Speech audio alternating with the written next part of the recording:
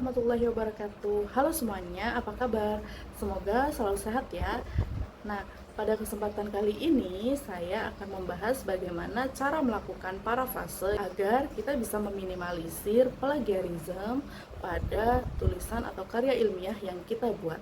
Sebagaimana yang kita ketahui bahwasanya ketika kita menulis suatu karya ilmiah ya, baik itu skripsi, tesis, makalah, atau artikel yang akan kita terbitkan pada jurnal, maka kita membutuhkan adanya referensi yang tidak sedikit. Nah, bisa jadi ketika kita ingin menulis satu karya ilmiah, maka kita membutuhkan 10 hingga 20 referensi guna memaksimalkan kualitas dari karya tulis ilmiah yang kita buat.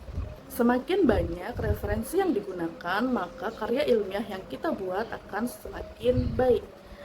Kebutuhan bagi para penulis terhadap kutipan pada suatu referensi yang dia gunakan juga menyebabkan permasalahan tersendiri.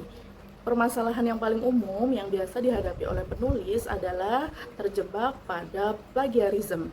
Sebagaimana yang kita ketahui bahwasanya plagiat atau plagiarisme merupakan tindakan yang tidak terpuji, hingga untuk menanggulangi serta mencegah maraknya tindakan plagiat, pemerintah mengeluarkan Permendiknas RI nomor 17 tahun 2010 menyebutkan pada pasal 12 yakni mengenai sanksi yang dijatuhkan bagi siapa saja para akademisi, baik itu mahasiswa, dosen, peneliti maupun tenaga kependidikan yang terbukti melakukan plagiat, maka akan dijatuhi sanksi berupa yang paling ringan yakni teguran, dan sanksi yang paling berat yakni berupa pencabutan hak akademis atau pemberhentian dari suatu jabatan tertentu.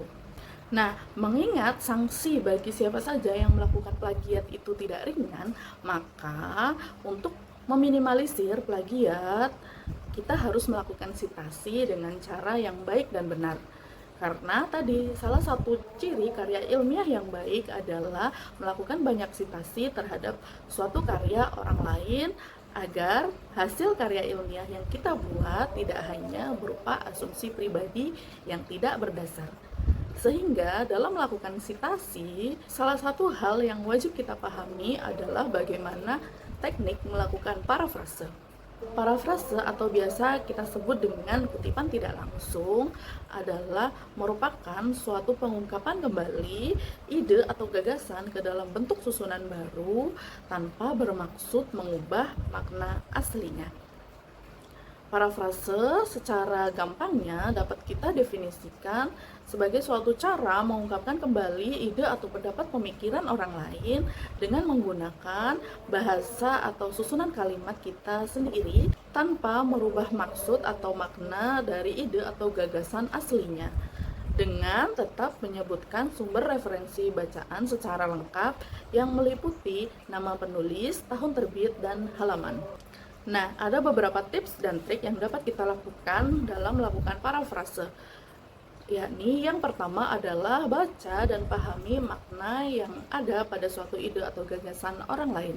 Hal yang dapat kita lakukan agar kita bisa memahami makna dari ide atau gagasan orang lain yang hendak kita kutip adalah kita membaca berkali-kali tulisan orang lain yang ingin kita parafrase sampai kita mendapatkan maknanya. Selanjutnya, selama membaca, kita juga bisa menuliskan kata-kata kunci yang penting dari tulisan aslinya.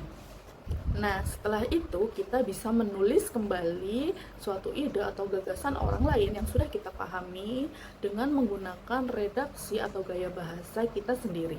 Setelah kita selesai menulis ide gagasan orang lain dengan menggunakan bahasa kita sendiri, kita bisa membandingkan tulisan versi kita dengan tulisan versi aslinya untuk meyakinkan bahwa versi kita maknanya sama dengan versi aslinya. Selanjutnya, kita bisa mencatat kepustakaan atau sumber referensi yang kita gunakan, yakni meliputi nama pengarang, tahun terbit, dan halaman. Nah, setidaknya berdasarkan pengalaman saya sendiri, ada beberapa cara yang dapat kita lakukan dalam melakukan parafrase. Yang pertama adalah gunakan kata sinonim pada semua kata yang tidak umum yang digunakan dalam karangan asli. Kata-kata yang tidak umum seperti misalkan kata kontemporer bisa kita rubah dengan kata modern atau mutakhir. Selanjutnya, dalam melakukan parafrase, kita juga bisa mengubah struktur kalimat yang ada pada ide atau gagasan orang lain tersebut. Struktur kalimat bisa kita rubah dari yang awalnya kalimat aktif dirubah menjadi kalimat pasif ataupun sebaliknya. Kemudian, dalam melakukan parafrase, kita juga bisa mengurangi anak-anak kalimat yang tidak diperlukan untuk diuraikan atau dimaknakan kembali oleh kita selaku penulis. Nah, selanjutnya kita juga bisa mengutip dari sumber atau referensi yang berbahasa asing, kemudian diterjemahkan ke dalam bahasa Indonesia, namun tetap kita olah dengan menggunakan redaksi atau gaya bahasa kita sendiri. Selanjutnya, kita juga bisa mengubah bagian-bagian pembicaraan yang diurai oleh penulis asli.